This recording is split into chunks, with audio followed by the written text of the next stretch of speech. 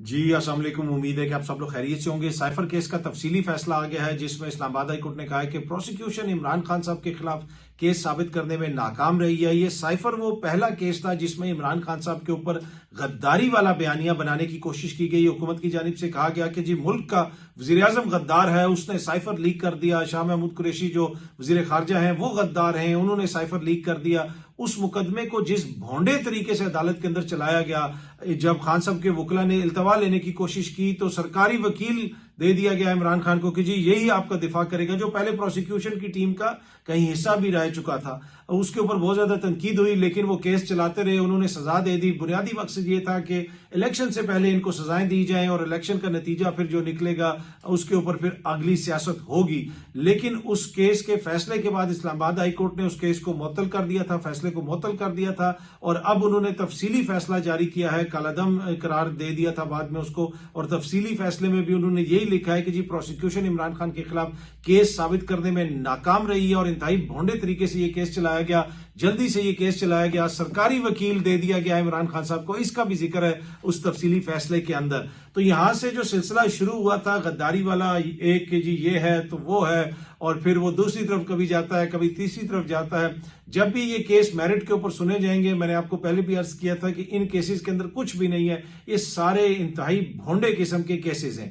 इमरान खान साहब और तहरीक इंसाफ के ऊपर बहुत सारे केसेस हैं, 9 मई के हवाले से भी केसेस हैं। ये सामने आप देख सकते हैं, जंग न्यूज रिपोर्ट कर रहा है कि पीटीआई के खिलाफ केसेस, जेआईटी सरबराह एसएसपी इमरान किश्वर मुस्ताफी। अब इमरान किश्वर साहब का इस्तीफा कल सोशल मीडिया पे भी चल रहा था, बड़ी शुस्ता अंग्रेजी में उन्होंने वो इस्तीफा लिखा हुआ था। इसमें बताया गया है, जंग न्यूज की जो खबर है उसके मुताबिक 9 मई के केसेस के हवाले से जेआईटी के सरबराह एसएसपी इमरान किश्वर ने इस्तीफा दे दिया है। इमरान किश्वर के इस्तीफे की कॉपी मंजर आम पे आ गई। इसकी खबर की अगर आप तफसील पढ़ें तो उसमें उन्होंने ये भी बताया है कि इन हालिया दिनों में एक प्रमोशन बोर्ड हुआ जिसमें उनकी तरक्की नहीं हो सकी, उनको डेफर किया गया, जिसकी वजह से दिल बर्दाश्ता हो के उन्होंने ये इस्तीफा दिया है। जंग न्यूज ये रिपोर्ट कर रहा है। वैसे अपने इस्तीफे के अंदर उन्होंने लिखा है कि मैंने अपने हलफ की पासदारी और गैर मुतजलजल अज़म के साथ हमेशा अपनी जो है ड्यूटी अंजाम दी है। और जंग न्यूज लिखता है कि जराये ने यह कहा है कि इस बात का इम्कान है कि आइंदा चंद रोज में आईजी पंजाब उन्हें मना लेंगे और शायद वो अपना इस्तीफा वापस ले लें। इस्तीफा नॉर्मली स्टैब्लिशमेंट डिवीजन को भेजा जाता है लेकिन उन्होंने आईजी पंजाब को भेजा है, ये जंग न्यूज रिपोर्ट कर रहा है। लेकिन ये जो अफसर हैं जो कह रहे हैं कि उन्होंने हमेशा अपने हलफ की पासदारी की है, जब इनका इस्तीफा सामने आया सोशल मीडिया के ऊपर काफी बहस शुरू हो गई तो फिर कुछ पुरानी चीजें भी सामने आना शुरू हो गई। ये सामने आप देख सकते हैं, रोजनामा पाकिस्तान की खबर है अगस्त 2023 की, 16 अगस्त की।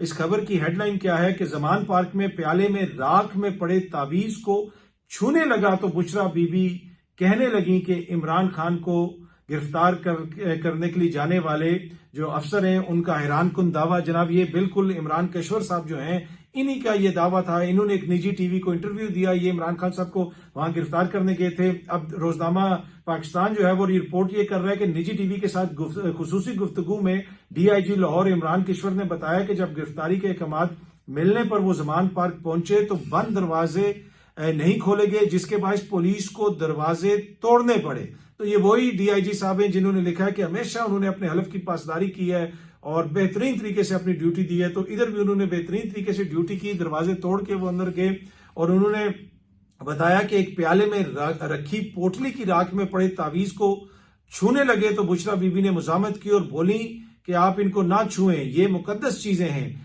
डीआईजी इमरान किश्वर के मुताबिक बुशरा बीबी ने पुलिस एहलकारों से बदतमीजी भी की और यह भी कहा कि ये पुलिस वाले हैं, पैसे ढूंढने आए होंगे। तो जनाब ये पुरानी इनका जो क्लिप है वो भी इस वक्त वायरल हुआ है, वो पुरानी चीजें भी सामने आई हुई हैं। अब ये दिल बर्दाश्ता इस वजह से हुए हैं कि इनकी तरक्की नहीं हुई। जो अफसर इतनी फर्शनासी से अपनी ड्यूटी अंजाम देता रहा हो, अगर उसकी तरक्की में उसका नाम डेफर हो जाएगा तो मेरे ख्याल में फिर वो दिल बर्दाश्ता तो होगा और फिर वो इस्तीफा तो देगा। तो काफी फर्शनास अफसर हैं ये, इनका इस्तीफा मुझे उम्मीद है कि वापस हो जाएगा और मुझे यकीन है कि इसी तरह अपने हलफ की पासदारी करते हुए ये बेहतरीन तरीके से अपनी ड्यूटी अंजाम देते रहेंगे। पाकिस्तान के तो हर सरकारी महकमे में बेहतरीन ड्यूटियां दी जा रही हैं, बेहतरीन तरीके से काम किया जा रहा है। ये एक और मिसाल आपके सामने है, PIA flights lands in Lahore with missing wheel, कि पीआईए की फ्लाइट उतरी है जनाब और एक टायर ही नहीं है। अब दुनिया की कौन सी एयरलाइन है या कौन सा ऐसा पायलट है कि जिसको पता ही ना चले कि जहाज जो है वो एक टायर उसका मिसिंग है, उसके ऊपर उन्होंने त्यारा लैंड भी कर दिया और बाद में किसी की नजर पड़ी तो पता चला। तो इससे आप अंदाजा लगा सकते हैं कि कैसी जबरदस्त ट्रेनिंग है हमारे लोगों की, बेहतरीन तरीके से किसी भी सरकारी महकमे में हो बेहतरीन काम करते हैं। अब इस खबर को आलमी मीडिया भी रिपोर्ट कर रहा है, पाकिस्तानी मीडिया भी रिपोर्ट कर रहा है, ये सामने आप देख सकते हैं। गल्फ न्यूज भी इसको रिपोर्ट कर रहा है कि close call, PIA makes miraculous landing in Lahore without one wheel, कि एक टायर जो है वो मिसिंग है। अब होता यह है कि इसके ऊपर लोग तनकीद करेंगे, कहेंगे कि जनाब ये देखें जी, एक टायर कराची से लाहौर फ्लाइट आ गई और किसी को पता नहीं चला। अगर आप थोड़ी सी तफसील पढ़ें खबर की तो उसके अंदर ये बताया गया है कि शायद कोई रनवे पे चीज लगी तो उसकी वजह से टायर उतर गया, आप कराची में उतर गया। अब लाहौर से टीम कोई कराची आई है, वो इसकी तहकीकात करेगी। लेकिन इंटरेस्टिंग चीज ये है कि ना जहाज का कोई सिस्टम बोला, ना कोई किसी और को नजर आया, ना उड़ते हुए नजर आया, ना लैंड करते हुए नजर आया, कि ना जो कंट्रोल टावर से किसी ने देखा, कहीं पे किसी को कुछ नहीं पता चला और ये सब कुछ हो गया। वो तो बाद में नजर पड़ी तो पता चला कि एक टायर मिसिंग है। अब जो लोग इस पे तनकीद कर रहे हैं ना, आप लोगों का बड़ा एक बुरा मसला है कि आप हर अच्छी चीज पे तनकीद करते हैं। अब आप कहेंगे कि अच्छी चीज कैसी? भाई आपने कभी सुना है, और यकीनन सुना होगा, देखा होगा कि जब लोग कोई चीज बेच रहे होते हैं तो वो अपनी कीमती चीज में से कोई एक आधी चीज निकाल लेते हैं। अक्सर लोग गाड़ी जब बेच रहे होते हैं वो कहते हैं यार नए टायर निकाल के पुराने टायर लगा दो, गाड़ी तो वैसे ही बेच रहे हैं। इसी तरीके से घर से कोई चीज जा रहे हैं तो वो अपनी कोई चीज साथ ले जाते हैं कि अपना सामान तो छोड़ के नहीं जाते। अब PIA हम लोग ने बेचनी है, हम लोगों ने, और कोशिश कर रहे हैं हम बेचने की, हमारा कौमी एहसास है। तो अब इसी वजह से और किसी ने इन्होंने टायर उतार के रख लिया होगा। जहाज तो वैसे हमने बेच देने, तो कम से कम कौम का जितनी बचत करवाई जा सके वो तो करवाई जाए। तो ये शायद इस वजह से कौम के पैसे बचाने के लिए जनाब उन्होंने कहा कि जहां पे लोग दो दो टायरों पे, चार चार टायरों पे लैंड करते हैं, हम एक टायर पे लैंड करवाएंगे। इससे ये जो है आप अंदाजा लगाएं कि ये किस तरह अपना पेट काट के ये हुक्मरान इस मुल्क को चला रहे हैं कि PIA का एक टायर भी उन्होंने कम कर दिया है ताकि हमारे मुल्क की जो इकोनॉमी है उसके ऊपर ज्यादा बोझ ना पड़े। अनफॉर्चुनेट है कि किस नहज पे चीजें आ गई हैं। अब ये गल्फ न्यूज भी इसको रिपोर्ट कर रहा है, आलमी मीडिया भी इसको रिपोर्ट कर रहे हैं, और इस PIA को ये बेचेंगे, इस PIA को, जिस PIA का पता ही नहीं चलता कि जनाब वो टायर सारे लगे हुए हैं या कम लगे हुए हैं। अब ये जो कौमी इदारे हमने बेचने हैं, ये भी IMF की डिमांड है। ये सामने आप खबर देख सकते हैं। खबर ये है कि जून के आखिर तक कोई मिनी बजट नहीं आएगा, IMF को मना लिया गया। अब इस तरीके से पाकिस्तान की खुद मुख्तारी चल रही है, पाकिस्तान की मईशत चल रही है कि कुछ भी करना हो तो पहले हमें IMF को मनाना पड़ता है। पहले उस दिन खबर आई कि जी वो बिजली की कीमत कम करनी है तो IMF को राजी कर लिया गया है। माजी में ये लोग कौमी असेंबली के अंदर खड़े होकर कहते थे मुल्क को बेच दिया, तुम गद्दार हो, IMF के हवाले कर दिया मुल्क को। अभी IMF के कहने के ऊपर आप सरकारी इदारे भी बेच रहे हैं, आप कौमी इदारे भी बेच रहे हैं, आप जनाब मिनी बजट से पहले भी उनको राजी करते हैं कि मिनी बजट नहीं आएगा या आएगा, बिजली सस्ती करनी है, महंगी करनी है, पहले आप उनको राजी करते हैं। तो इस वक्त आपकी माशी खुद मुख्तारी किधर है? आप तो कहते थे कि जी पिछली हुकूमत ने सब कुछ बर्बाद कर दिया, लेकिन हकीकत यह है कि इन तजर्बाकारों ने मईशत को जिस नहज पे पहुंचाया है वो पूरी कौम के सामने है। उस पर मुझे कोई तफसीलन बात करने की जरूरत नहीं है। हर बंदा आज जाके जो चीज खरीदता है, ग्रोसरी के स्टोर से चीजें लेता है, उसको पता चल जाता है कि इस वक्त मुल्क की मईशत की क्या हालत है। ग्रीन पाकिस्तान मंसूबे के तहत जो नई नहरें निकाली जा रही हैं उनके खिलाफ सिंध में एहतजाज हो रहा है। सिंध असेंबली में करारदादें पेश की जा रही हैं। बिलावल भुट्टो और आसिफ जरदारी साहब उसके हवाले से तहफुजात का इजहार कर रहे हैं। अपने खिताब के अंदर जो ज्वाइंट सेशन से खिताब किया आसिफ जरदारी साहब ने, उसमें भी उन्होंने नहरों का जिक्र कर दिया। लेकिन हैरानकुन तौर पे ये सामने आप देख सकते हैं, ये सदर पाकिस्तान के ऑफिशियल ट्विटर अकाउंट से, पाकिस्तान के जो सदर हैं उनका official Twitter account, x account चल रहा है वजीर आजम की तरह। ऑल्दो कि मुल्क में एक्स पे पाबंदी है, ये बस जिस तरह पाकिस्तान का वो PIA का जहाज एक टायर पे चल रहा है ना, तो यहाँ पे सब कुछ ही एक ही टायर पे चल रहा है। पर एनीवे ये ऑफिशियल जो ट्विटर अकाउंट है सदर पाकिस्तान का, उसमें गुज़िश्ता बरस, जी हाँ जी, गुज़िश्ता बरस जुलाई के महीने में ये इजलास हुआ और उसमें सदर पाकिस्तान साहब ने गालिबन उसकी सदारत की। और ये सामने आप देख सकते हैं सदर आसिफ अली जरदारी की जेर सदारत ग्रीन पाकिस्तान मंसूबे से मुतल्लिक इजलास। सदर ममलिकत का खच्ची कनाल मंसूबे को 1.5 साल में मुकम्मल करने पर जोर। वफाकी हुकूमत मंसूबे की जो तरजीह बुनियादों पर बर वक्त तकमील को यकीनी बनाए। ये जनाब ट्वीट हुआ। ये एक सीरीज ऑफ ट्वीट्स हैं जो सदर ममलिकत साहब के ऑफिशियल ट्विटर अकाउंट से जुलाई 2024 में की गई। आगे वो लिखते हैं जनाब के खच्ची कनाल से बलोचिस्तान का इतना रकबा जो है वो सैराब होगा, इजलास में सदर मुमलिकत को ग्रीन पाकिस्तान मंसूबे के लिए 6 स्ट्रेटेजिक नहरों की तामीर के बारे में ब्रीफिंग दी गई। इजलास में वजीर दाखिला सैयद मोहसिन रजा नकवी और आला अस्करी हुकाम ने शिरकत की। ग्रीन पाकिस्तान मंसूबे के लिए 6 स्ट्रेटेजिक नहरों की तामीर किया जाएगा। स्ट्रेटेजिक नहरों में चश्मा, राइट बैंक, खच्ची, रेनी, ग्रेटर थल, चोलिस्तान, थर केनाल शामिल है। नहरों से मुल्की जो काबिल काश्त रकबा है उसमें इजाफा होगा। लाइफ स्टॉक और माहीगीरों की सलाहियत बढ़ाने में भी मदद मिलेगी। जनाब ये भी सदर मुमलिकत को ब्रीफिंग दी गई और आगे मैं भी आपको पढ़ के सुना देता हूं। सदर मुमलिकत की ग्रीन पाकिस्तान मंसूबे के लिए स्ट्रेटेजिक नहरों पर काम शुरू करने की हिदायत।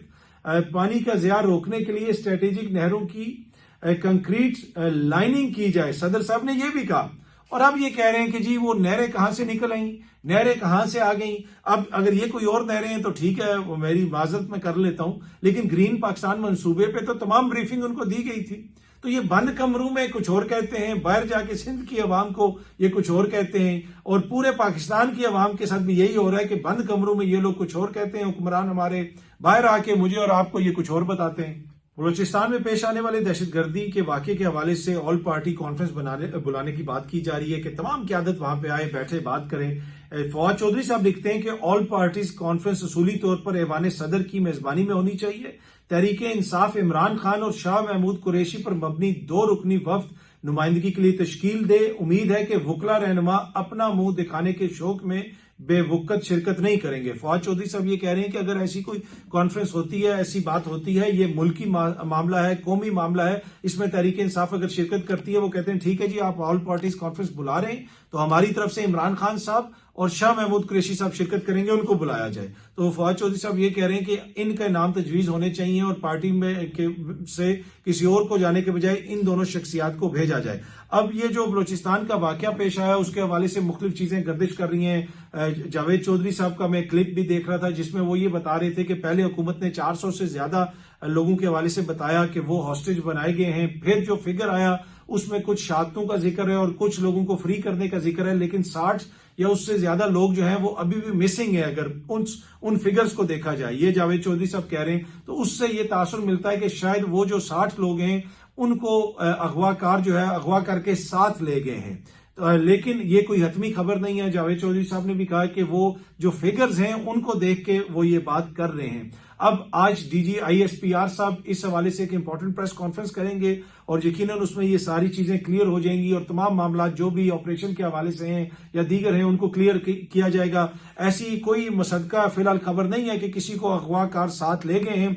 अगर वो लेके गए होते तो अभी तक कोई ना कोई उन्होंने वीडियो जारी की होती, कोई प्रोपेगेंडा किया होता। पर एनीवे जिस तरह मैं अर्ज कर रहा हूं कि डीजी ISPR साहब की जो आज प्रेस कॉन्फ्रेंस होगी उसमें शायद ये सारी चीजें डिस्कस हों और ये सारी चीजें क्लियर हो जाएं। एक चीज है, ये नजम सेठी साहब भी कह रहे हैं, ये सामने आप देख सकते हैं, गुज़िश्ता रोज अपने व्लॉग के अंदर भी मैंने भी इस चीज का जिक्र किया था कि जब इस तरह का वाकया होता है तो जनाब हम बिल्कुल खामोशी इख्तियार कर लेते हैं, उस पर कोई बात नहीं करते। हमारे PTV को लीड करना चाहिए। इसमें मैंने भी जिक्र किया था कि भारत का मीडिया घटिया किस्म का प्रोपेगेंडा कर रहा था। हम यहाँ पे हम विक्टिम हैं, हम पे हमला हुआ है, हमें दुनिया को बताना चाहिए कि क्या हो रहा है, हमारे मीडिया से रिपोर्टिंग होनी चाहिए। लेकिन यहाँ पे बिल्कुल खामोशी इख्तियार कर ली जाती है जिससे ये तासुर मिलता है कि शायद जो है हम कुछ छुपाने की कोशिश कर रहे हैं। और इसी चीज का जिक्र भी नजम सेठी साहब ने अपने प्रोग्राम में भी किया कि हमें इसके ऊपर इस तरह खामोशी इख्तियार नहीं करनी चाहिए। और दूसरी, ये हुकूमत जो सुबह से शाम तक प्रेस कॉन्फ्रेंसेस करती है, कभी साइफर पे करती है, कभी किस चीज पे करती है, कभी इमरान खान साहब को फितना साबित करने पे करती है, इनके वुज़रा किधर हैं? इनके वुज़रा ने क्यों नहीं प्रेस कॉन्फ्रेंस की? इनको तो शौक ही बड़ा है प्रेस कॉन्फ्रेंस करने का। ये बताते ना कि जनाब ये तफसीलातें, ये हो रहा है, वो हो रहा है, सारे चुप करके बैठ गए और फिर आके कौम को लेक्चर दे रहे हैं। कल भी मैंने अर्ज किया था कि ये हुकूमत इस पोजीशन में नहीं है कि इन मामलात पे ये लेक्चर दें कौम को। आप जवाब दें कि आपने कितने वजीरों को फारिग किया, कितने अफसरान को फारिग किया, कैसे आपने इस सारे मामले को हैंडल किया। आपकी हैंडलिंग के ऊपर बहुत बड़े सवालिया निशान है, चाहे वो सियासी तौर पे हो या इंतजामी तौर पे हो।